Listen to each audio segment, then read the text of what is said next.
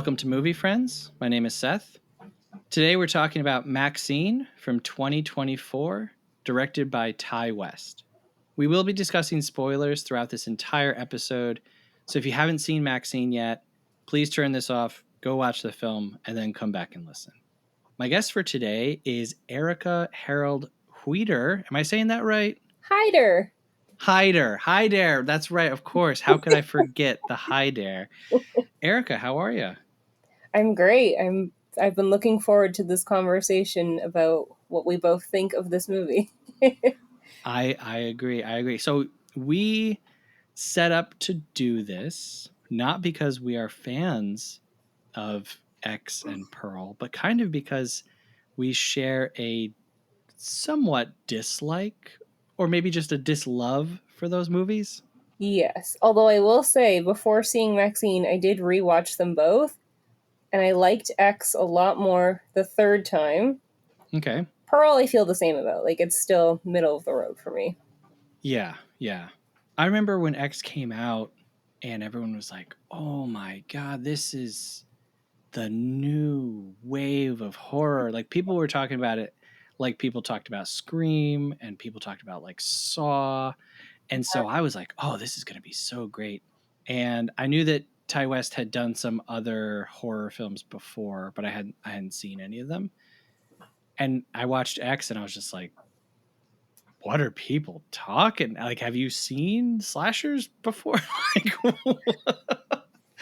and then when Pearl came out, my wife and I were both pretty excited because we both like Mia Goth. Mm-hmm. And so we were like, oh, okay, this looks kind of interesting. And it looks a little bit more like high concept.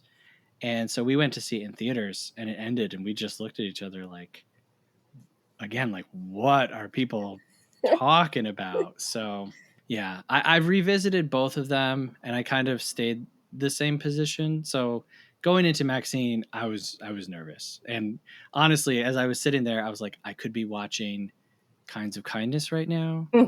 I could be watching Kill. There's this new Indian movie out, action movie called Kill that everyone's like raging about. And I was like, I'm sitting here about to watch Maxine.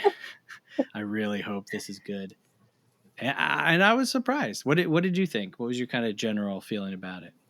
I felt the same. Like, for X and for Pearl, I felt they were overhyped. I went in with really high expectations. So then for this one, my expectations were at the floor. Like, they couldn't be lower. It's like, I'm going into this like I'm gonna hate it. So I was like, okay, open mind. Let's see how it goes. And I was pleasantly surprised. There's a lot about it I really liked. I had seen the trailer before. There was a lot of mention of the Night Stalker, the Yeah. real life serial killer, the Night Stalker. And I was just like, oh, please don't do that. You know, Quentin Tarantino Once Upon a Time in Hollywood thing where we're wrapping real life events into this fictitious story.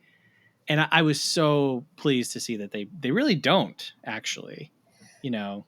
It almost seemed like I kind of forgot about that part too, because and throughout too, I'm like, wait, this was a real person, right? And so I was nervous about how that would be incorporated too, and especially these days, like there's so much serial killer stuff, and Yeah, where's this going to go? How's it going to be tied in? But yeah, it was kind of like a minor. I mean, it was there and it was present, yeah. but I kind of forgot about that a little bit. I think it's like only there to give you like a sense of like time and place, but then also maybe put into your mind like, oh, is the killer in the film supposed to be the Night Stalker? Yeah. My first negative point about the movie, and if you're listening for the first time, trust me, I am not a incredibly smart guy who figures out every movie every time, but I just thought that this was like incredibly predictable. I knew that the killer was her dad like right away, and especially the conversations with Kevin Bacon where he's like, men of your type aren't normally killing people. I like that. And I was just like, all right, man. But I didn't mind that reveal. You know, I saw some people saying like, oh, the third act of Maxine is terrible. And how did you feel about jumping into like cult stuff? And Yeah, like I don't mind that, and like you, I knew it was the dad. There was no one else that could be. 'Cause I'm like, Right. especially once they're like, yeah, like this isn't the night killer or night stalker, it's someone pretending. I'm like, well, there's literally no other suspects in my mind. Right. It Right. has to be her dad. And we kind of already knew he was in like a culty religious group. So I don't know, that made sense to me. Like when he's kind of more in it and you're seeing the group, I'm like, yeah, of course there's a cult and all these group members. Like that's his thing. That's what he's doing. So it made total sense to me. Yeah, I was nervous. Like, we start out with Maxine's audition, which I thought was a good scene. It's kind of funny. She delivers this monologue and she's crying, and they're like, "Okay, good, good. Can we see your chest?" She's like, "Sure." I thought that was kind of a funny punchline to that scene. But then when we're going through like 80s night street life, everyone felt kind of like a cartoon character, the cartoon version of LA Punk at that time, or anyone on the street. I was like, you look like you walked out of like a comic strip. Yeah. But I didn't mind that because I was like, okay, we're kind of in like a fake world. And then evil knife wielding Buster Keaton shows up. Yeah. Yeah. Oh my gosh. Yeah. And she's like, hey, Buster. I'm like, is that Buster Keaton? Yeah. Yeah. So that was pretty wild. That's like an intense scene. And then, man, when she steps on his Oh, junk, oh my God, I was like screaming in the theater. I physically grabbed my face. I was like, oh. Yeah. I yelled so loud that the dude in front of me like turned around and looked at me. But I was like, I'm sorry that I just saw her, one, narrowly escape being assaulted or murdered, and then two, like obliterate a dude's private parts with her heel. Oh my God. It was pretty gnarly. And like I appreciate about Ty West that he likes doing the kind of, I don't want to say cheesy, but like his practical effects aren't full on realistic. Yeah, like they make an impact, but they're not like too in your face with the gore either. Like I cringed and I felt I had Yeah. a strong reaction with that one, but also like I could watch it. I wasn't turning Yeah. away and It looks like a movie. Like it looks like at the very end when she blows her dad's head off, it looks like a movie, not like, oh my God, that was so realistic that I'm, scarred for life. It's like, oh yeah, okay. So I want to ask you about Mia Goth as Maxine. How did you feel about her this time around? good. I think that's something like for all three movies, she's really developed this character. I think she's really all in it. I don't know that I've seen her in anything else. Mm, So my entire Mia Goth experience, I think, is this trilogy. But like, I think it's incredible. Her acting is, or even her facial expressions, or they kind of stick with you. I really like her in A Cure for Wellness, which is a very bizarre, not good movie. It's Oh no, Gore Verbinski made it. It's got Dane DeHaan, Mia Goth. It's an odd one, but it's one that I just love because it's so wild and out there. And I also like her in the Suspiria remake, which I know some people really don't like the Suspiria remake. I think it's pretty that's awesome. one that's on my bucket list, and I somehow haven't gotten to. I haven't seen the original one yet either.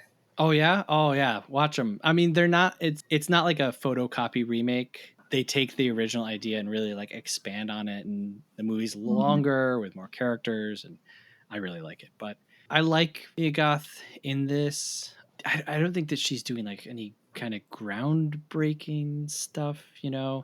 I think young people really gravitate towards this trilogy, and I wonder if it's because this is like their introduction to slasher type movies, and Mm, so I'm not putting down her performance because she does put a lot into it, but as the movie was ending, I was like, can I think of another film trilogy that's like so centered on one actress who outside of it doesn't have like this huge career, like, Yeah. and I was having trouble.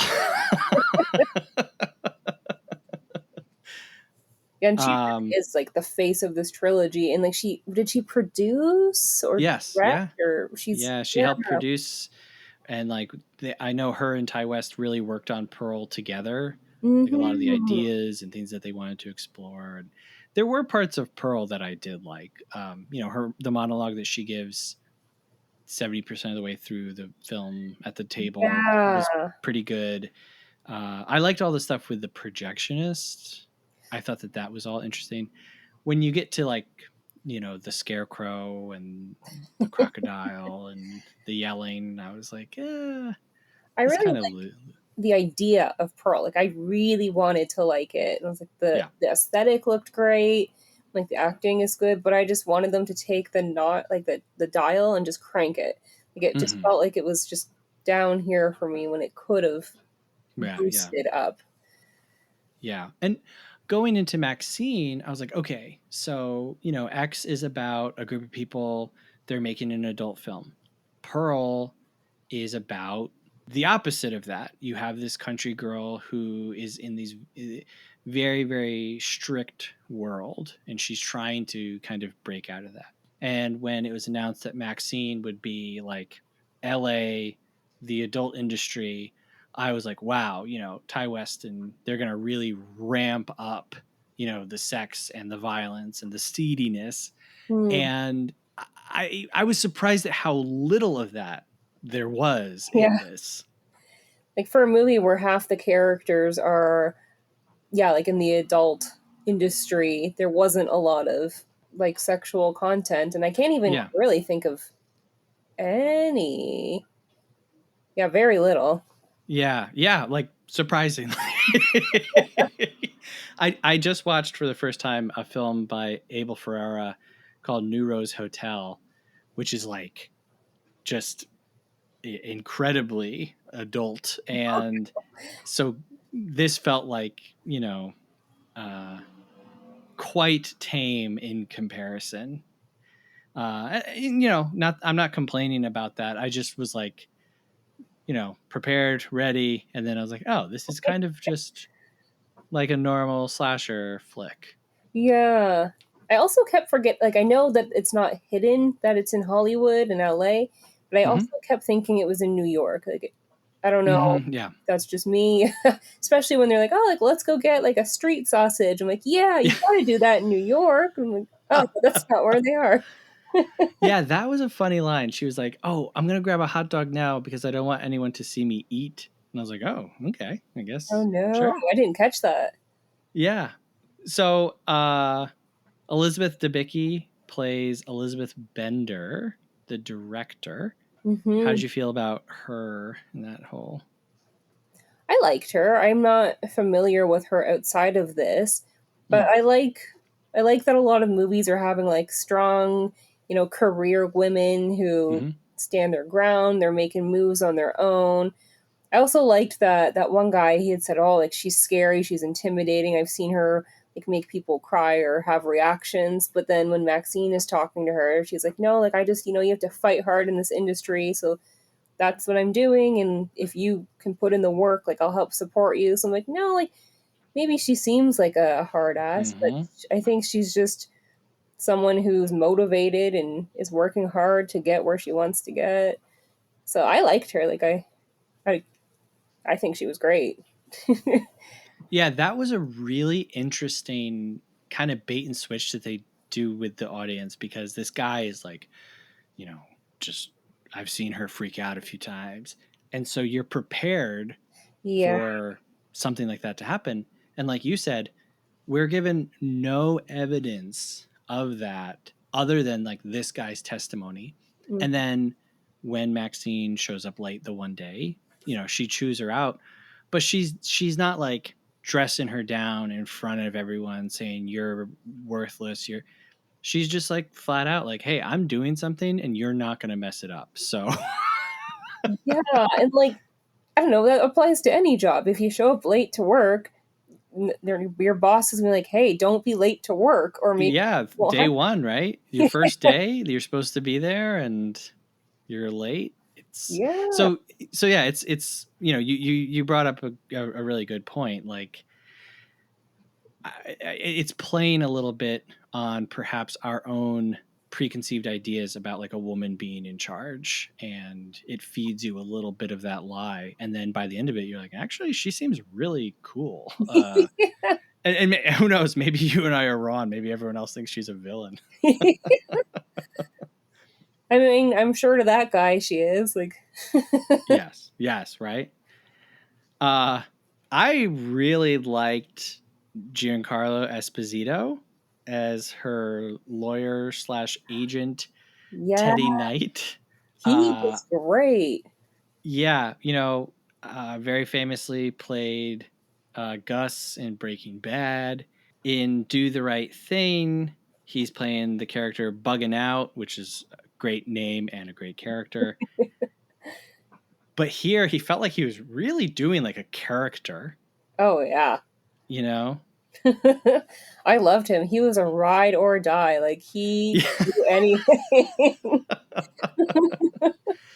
Yeah, he was like I really appreciated him. And then when they crushed Kevin Bacon in that car. I didn't think they were going to. I was like, they're gonna No. stop. Right. I'm like, okay, they're going to let the roof crush a little bit, and then they'll say, who sent you? Give us the information. Yeah. No, they literally were just like, we're going to kill this guy. Even when it squished and then stopped and there's like the blood gushing out and it starts to go back up, I was like, well, that's just the engine fluids, or that's from the car. I'm like, he's gonna be in there. Right. But he wasn't. He wasn't. Yeah, no. So, on to Kevin Bacon as John Labatt. What did you think about him? I love seeing Kevin Bacon in films. I forgot he was in this. I knew he was, and then I forgot. And when we first see him, I didn't quite recognize him at first until a little bit later on, and then it kind of punched me. I'm like, oh, right, this is Kevin Bacon. And there was a line earlier in the movie store where they're talking about like celebrities who got their first start in horror In horror, movies. yeah. And I'm like, well, wasn't Kevin Bacon one of those people? Yes. I'm like, oh, that's kind of fun that he's here. I thought he was great though. Like I thought he was fun, and like I'm sad that he died. He was one that when I saw the trailer and you've got, Kevin Bacon, they're talking about the Night Stalker, they show the Bates Motel set. I was Mm-hmm. just so wary of this movie. I was like, what is this? Like, this looks like a mess. To me, like, this looks like it's going to be a big mess. He's, forgive the bacon pun, but he is hamming it up in this. Yeah. But I feel like Giancarlo Esposito, he's also doing a full character. I feel like we're doing big full characters. The preacher, even her friend, who works in the video store, Leon. I loved. We're doing characters in this. Like I said, it's kind of like we're transported into this comic world. Yeah. So I liked Kevin Bacon doing it, and there's a lot of references to film history and other films in the movie. One of which is after she keys his face like 100 times, which was another scene where I was like screaming. He looks like Jack Nicholson from Chinatown with the bandage over his nose. He's wearing like the same hat and tie and suit. So I thought that was kind of another. It was an interesting little side to another movie about California and corruption, and so that was pretty interesting. I love that. Like I love when there's little nods that maybe not everyone's gonna get, but the people who do get it appreciate it. Like I love seeing stuff like that. Yeah, and the Bates Motel thing. Like I said, when I was watching the preview, I was like, "Don't do this, please, God, like please." But I thought that the way that they incorporated it into the story, it actually worked. Mm-hmm. like subtle, like it's there. It made sense how they used it, like the old woman. I'm like, yeah, that's great. And then they kind of just moved along. We live in a post Rick and Morty, Family Guy, Deadpool world where everything is like reference, reference, reference, meta thing, meta thing, meta thing, and I hate that. Like those shows are all fine, like on their own, but it just feels like it's seeped into so many things, and so I thought that this was like kind of the best way that you can pay homage and nod to other films without it being Yeah. the substance. Like I think there's substance to Maxine aside from the references. One that I actually did also yell out loud. I was yelling a lot in this movie. So on the show, on Movie Friends, me and my co-host Michelle last year covered the first season of The OC, which I had never watched before. And Yeah. I found out that there are so many references to films throughout The OC. One of which is in an episode, they're walking down the Hollywood Walk of Fame, and the camera zooms in on this star on the Hollywood Walk of Fame. And in Maxine, they zoom in on the same exact star. No And that is way. for, the actress Theda Bara, who was an actress in silent films, but she was like one of the first, what we would consider like, like a bombshell type pre Marilyn Monroe, like sex symbol actress. And when they zoomed in on Theda Bara's star, I was like, "Oh my god, Theda Bara again!" And it's a name that you would never know. Like you would never know who that is, but they're obviously drawing a link between like old Hollywood and Maxine, Yeah. like the day that she's in. So I thought that was really cool. That makes sense. Like that's a cool thing for Maxine. Doesn't make sense for the OC though, now that I'm thinking about it. Well, in the OC, they're talking about what type of character each one of them would be. And Summer, the character Summer, she's the boobs. And after she says that, the characters walk out of frame and then the camera zooms in on Theda Bara. Okay. Yes. That's fun. Yeah. So I did not go into a Ty West film expecting a OC connection, but here we are. I love it. So I want to talk about the ending. Not that we're necessarily ending the episode, but I just want to talk about this whole ending when we get to the reveal that it's, her dad, and he's making this movie about exposing Hollywood and the cult. Yeah, walk me through what you're feeling at this point. Well, for some reason, before I even like talking about the scene, the dad, when he was being extremely expressive in his like yelling, he reminded me of Kitty from Donnie Darko when she was. Oh, yes. And she's like, I question your commitment to sparkle motion. And she's like screaming and like her facial expression. I was getting that. That's great. Yeah. So that was the first thing going through my head while I was watching. That's one of my favorite lines from that whole movie. It feels like that whole storyline with her is like building up to that incredibly hilarious line. Yeah. It's so good. Yeah. So that was my first thought with him. But then I found it kind of ironic too, that his whole point is that like Maxine has like gone into this life of sin and she's like been using her body in these films, and he's like, but here I am also making a film to exploit this, but you're also contributing to it. So it seemed ironic in a way. Yeah, and also like I guess that was the point where it's supposed to be like this big reveal, but it wasn't really much of any reveal to people like you and I who expected it to be him. Right. So in that sense too, I'm sure people are expecting a bit of a bang there, where I was just like, yeah, of course, okay, here he is, and what's expected now? So I don't know, like I thought it was fun. It didn't have like a a huge impact on me, but I wasn't mad at it either. Like it Right. made sense. It's where I expected it to go. I didn't expect the cops to die necessarily. Yes, yes. And when that happened, I was like, okay, well, this is how she gets away, right? Because these two Mhm. detectives, homicide detectives, played by Bobby Cannavale. I never know how to say this dude's name. It's either Cannavale or Cannavale, but Bobby Cannavale and Michelle Monaghan, who I was very, I don't know why, I was like comforted to see Michelle Monaghan show up because I was like, okay, perhaps this will be a more grounded, normal performance here. And it kind of was.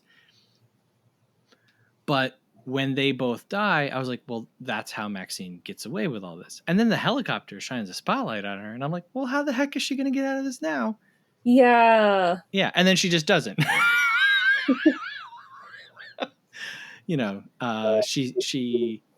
She's told drop the weapon.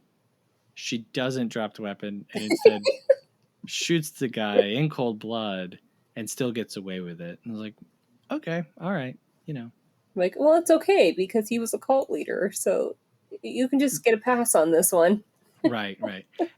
And it ties in this whole idea of Maxine survives the first film in Mhm. self-defense, right? They didn't go out there to kill old people, but they No. had to do it. And so in Maxine, she's running from the law and she's running from that reality of facing up to the crimes. And now she still destroys a person's head in order to survive, right? But now it's like out in the world for everyone to see and it's celebrated. So maybe it's like a commentary on how we treat celebrities. I don't know. Mm. But it was a good way of kind of tying those two movies together. Yeah. Although I did write it down too. I came home and just as soon as I got back, I wrote a full sheet of notes because I didn't want to forget the movie. But they did say, like at one point, I think when she was being blackmailed, because they're like, "Oh yeah, like all those people were murdered." I'm like, but like Maxine didn't do most of Right. them, and they even said like, "Oh yeah," and Howard and Pearl. I'm like, well, Howard had a heart attack. I'm like, he wasn't even murdered. Yeah. So I'm like, how can you put all of that on Maxine? I'm like, one of them was eaten like by an alligator. I'm like, Mm-hmm. you know, she was murdered. Maybe she's just missing, like to the public. Right. So I'm like, like I don't know how we can even pin all of this on Maxine to begin with. Right. Right. Yeah. Like even if she has kind of run away, doesn't mean that she did it. Yeah. So I really liked the actor who plays her dad. His name is Simon Prast, and he did the voice of the preacher at the end of the first movie, the end of Mm-hmm. X. And he hasn't really done a lot other than this, but I thought that he gave a really scary, intense, again, little over the top, but he really sold it to me. And he looked like an alternate version or a cousin of Robin Williams to me. Oh, Yes. Not that Robin would give this type of performance, but the whole time I'm looking at his face, I'm like, man, you look like evil Robin Williams. oh my gosh. You know what's funny? Like looking at a face being thinking of someone else. The male detective, Mm-hmm. he reminded me at first of this one guy who's in like every Adam Sandler movie. Oh yeah, no, yeah, I know exactly who you're talking about, and they do look similar. Yes, I had to come home and I was like, well, who's that guy? What is his name? Is that the same guy?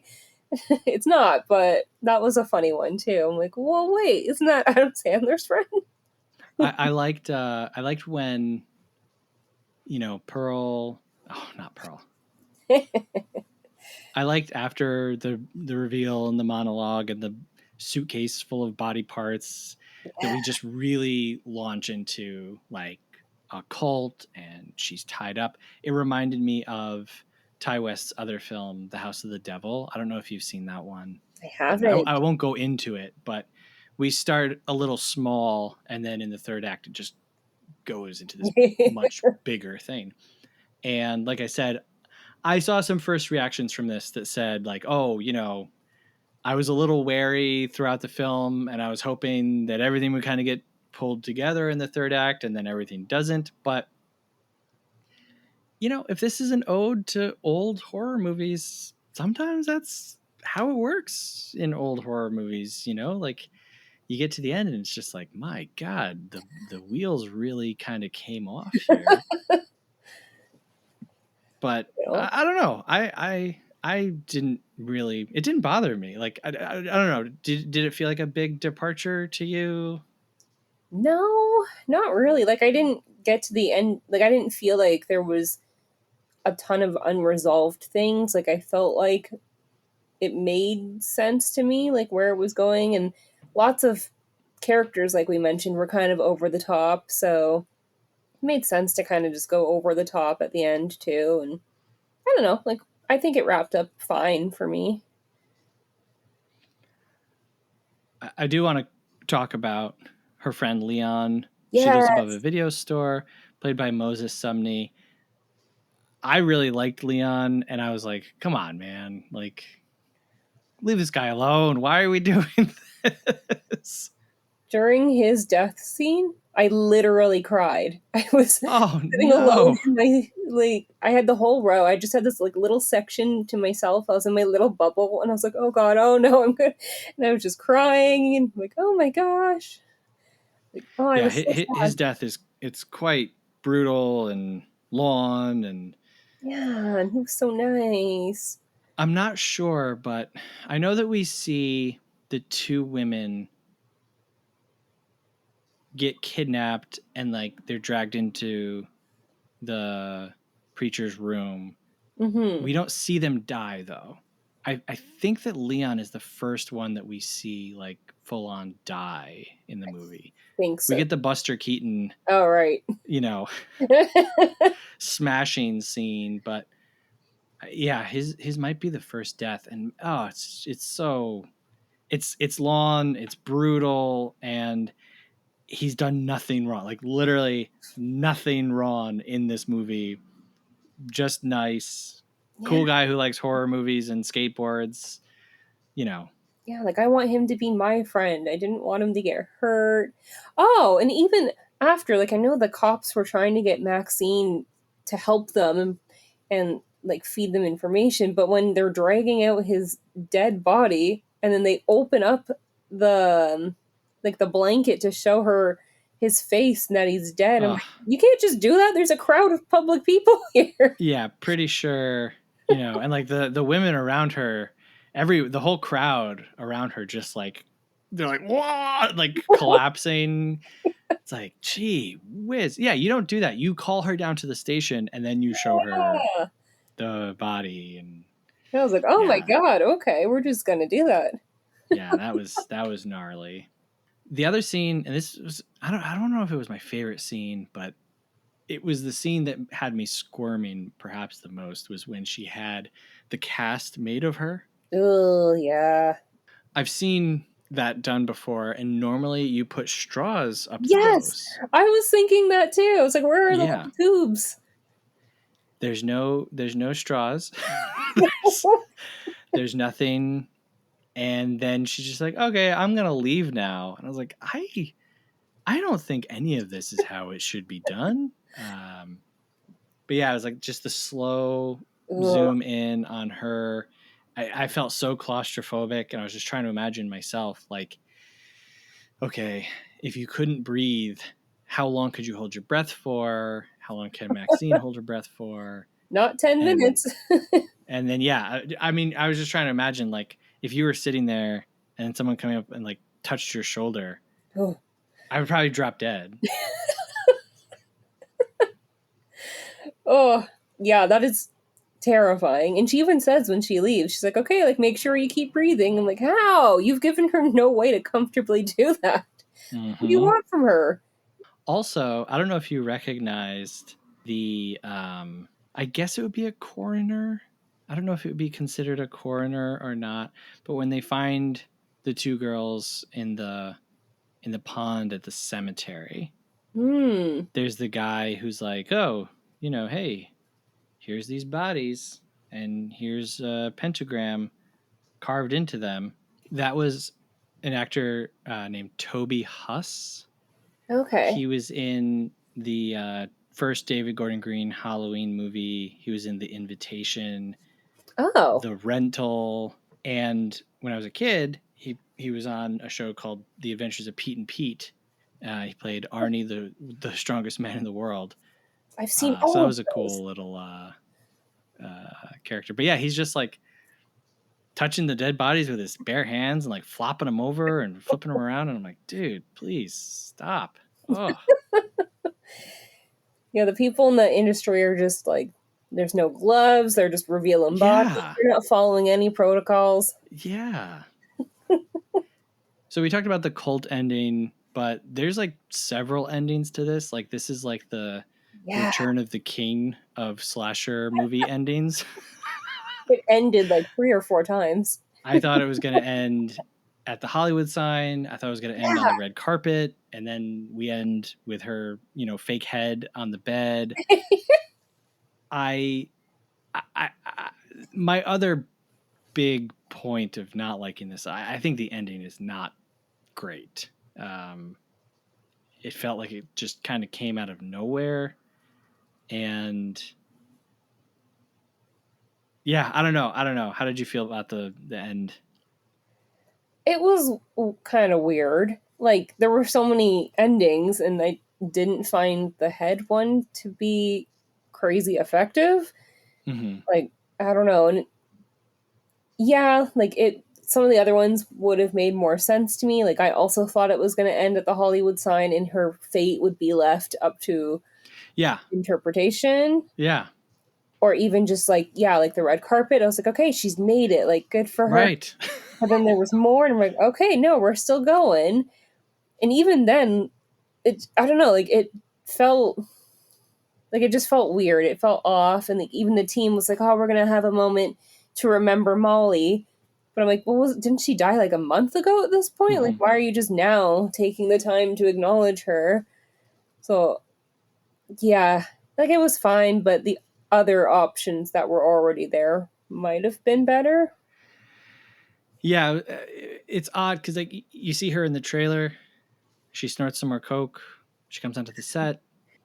It just kind of felt like rapid fire mini ideas that didn't go anywhere, and then Pearl has a very iconic, instantly iconic ending, which is Mia Goth Mhm. smiling as the credits roll and she's crying. And so with the fake head on the bed, I thought, oh, okay, we're going to do something like that. Yeah. And then it holds on it for like half a second. And then the shot is impressive because they go out of the lot, they go out through the town, and then it eventually like goes up into the stars. And so, Mhm. okay, I get it. She's a star, and whatever. Okay, we end at the stars, and it's an impressive shot. But I was just like confounded, like why are we like maybe they just wanted to do that impressive, cool shot, and so they had to get there somehow. So we're just Mhm. doing whatever to get to that point so we can do that. I don't know. It was the weakest part of the movie to me, and going into it with low expectations, but then being surprised at how much I liked it, and then that ending, I was like, oh, terrible, terrible. I think for me too, like the head. I mean, I guess it was well done, but it still looked like a fake head to me. Mm-hmm. So I'm like, oh, like, yeah, there's this fake head.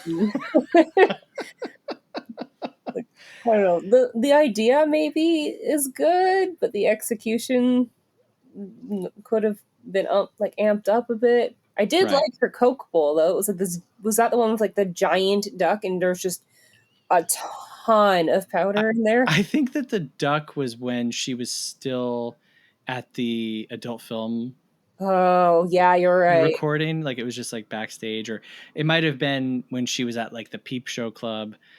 But yeah, that I was like, that is a lot of cocaine Yeah, in like one she's duck. doing well. Holy. Yeah, yeah. So when X came out, like I said, it was a big hit amongst horror lovers. Nobody expected for there to be a sequel. Pearl comes out, and again, big hit among horror lovers. And then it's like, oh, actually, it's going to be a trilogy. We're coming back for Maxine. Do you think this leaves room for a fourth movie? I don't think there should be. Like, I don't really know what more you can do with Maxine, the character. I do want to know more about Pearl and Howard. Because, like, in X, I know that they're old and they end up dying, but he does seem like he genuinely loves her. Like, they do have some sweet moments. So I was like, oh, I kind of want to know a little bit more about them. But then you get to Pearl and you only just see him at the end coming home to, like, chaos. So I'm like, well, there could be some more story. Like, what happens after Howard comes home? Right. But I don't know with Maxine. Like, I think you'd just be making more story for the sake of it and not necessarily that there is more story to tell. What do you think? I don't know. I think it depends. Like I said, I didn't think there would be a sequel to any of these movies. It all kind of seemed like a surprise. If this movie goes and makes an incredible amount of money, I can see them saying, "Hey, yeah, we can continue the story." Maxine goes to New York, or Pearl, jumps 10 years ahead in Pearl's story. Maybe it'll be PEAAARL.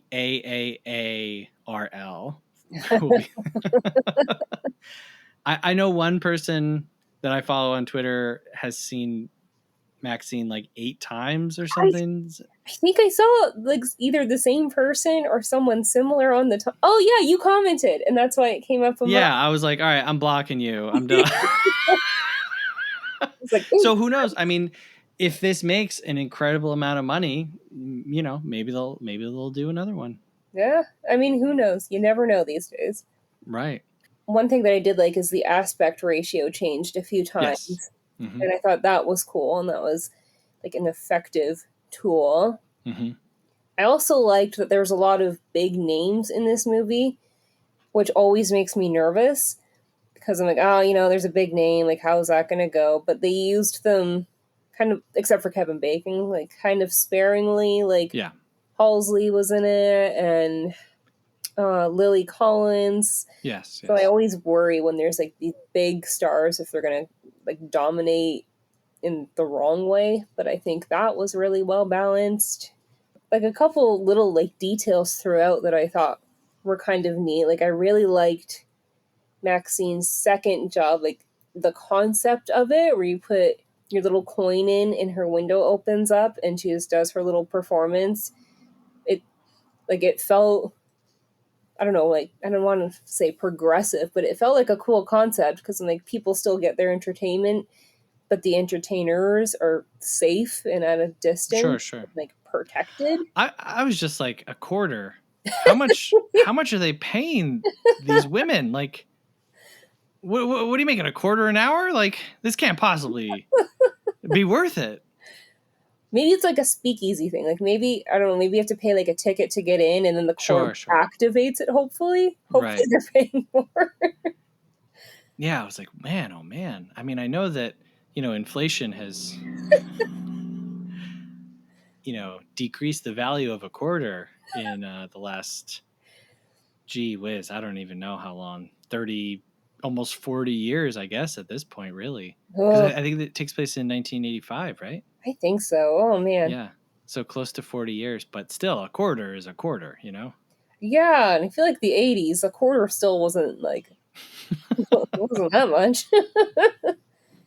We also didn't mention the soundtrack, kind of like how you said this movie has big names, but they use it kind of sparingly. Mm-hmm. I appreciated that, yes, we're doing some 80s hits, but this didn't feel like, a Guardians of the Galaxy jukebox. Yeah. Here's the biggest songs from the 80s, over and over.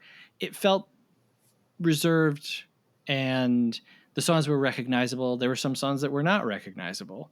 Yeah. And I appreciated that. Like they could have gone way, way further with it, but yeah. I did like St. Elmo's Fire being in there. Yes, yeah. Like, I love that movie. And the song. Like, it's all Yeah. good. So that was a great part. The squeaky gloves really unsettled me. Every time he was just squeaking around. Ugh. Yes, I loved that. Very, very giallo, very effective visuals and audio paired together. He just needs to like crinkle his hands for half a second, and you're like, oh, this is the most evil person on the earth. Ugh. Yeah, there were lots of just like little details that I thought were effective. Like even during Leon's death, when he like rips out his earring, I'm like, oh, like that's overkill. But I guess it was a cross, and as a religious person, like that would be a sensitive area, maybe. Just lots of tiny details that I thought were good. Yeah, and then when Michelle Monaghan falls down the hill, she's got a cross sticking out of her eye. Oh yeah. Yeah. I did think too, because at the beginning they talk about like horror movies like being satanic and rock and roll. And I mean, I guess the horror movie part was kind of tied in later on with the protesters and her dad, but I don't know what I expected, but there was a little bit of a rock and roll narrative at the beginning. And I was like, oh, okay, like, yeah, that was a thing that happened. So maybe that will also be in the movie somehow, but it wasn't. Yeah, the opening with the news clips and the interviews and the Night Stalker stuff, it does feel, it just, again, like, you know, for me, I'm much older. And so you can say 1985 and I understand. But for young people, you know, someone who's 18 going to see this movie, it is good to give context for people's opinions on rock and roll and satanic panic and like just all of these things at the time. I was thinking about it as I was sitting there watching this movie. I was like, okay, so, you know, when I was a teenager in the year 2001 or 2, and I was wearing a t-shirt of a band from the 80s, that was 15 years ago. And then I go into work today and this young kid is wearing a Slipknot shirt, which at this point in the year 2024 is even further removed from the 80s when I was a kid. And so I was like, oh my God, yeah, like an 18-year-old, for me, that would be like a movie about the 60s, you know? And so you would need to give like a little bit of context, cultural context for some of this stuff. Yeah, no, you're totally right. Like it definitely helps to build the scene. I forget to think about things like that sometimes because I'm like, yeah, like I knew that was going on. So where's the more of that? Yes. Yeah. The 2000s are the 80s of today. Yeah. Oh, I don't like that. It always makes you feel ancient. That's right. So yeah, like we said, I was pleasantly surprised. This is easily my favorite movie in the trilogy of films. I hope that they end it here, though. Yeah, this isn't one that needs like 8, 9, 10. Although I'm sure a lot of people can argue that about some of the ones that have 10. Like Saw. No, that one couldn't keep going. Yeah.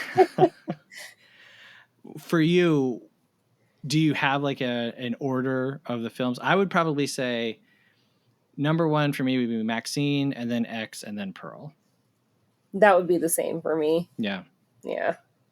All right. Well, Erica, thank you very much for joining me for this episode that neither of us wanted to do. Where can people find you online?